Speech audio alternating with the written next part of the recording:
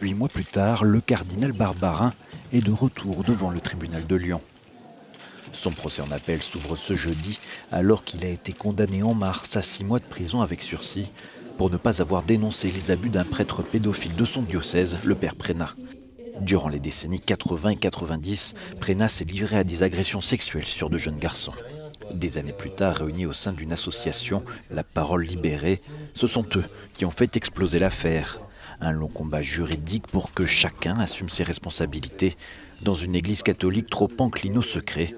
Un système dont le cardinal Barbarin est aujourd'hui devenu le symbole. Tout ça interroge sur la cohérence en fait du système et de la réflexion catholique. Voilà, et ça met bien en évidence les innombrables réformes que l'Église doit faire pour se réadapter en fait, pour être en cohérence avec la société.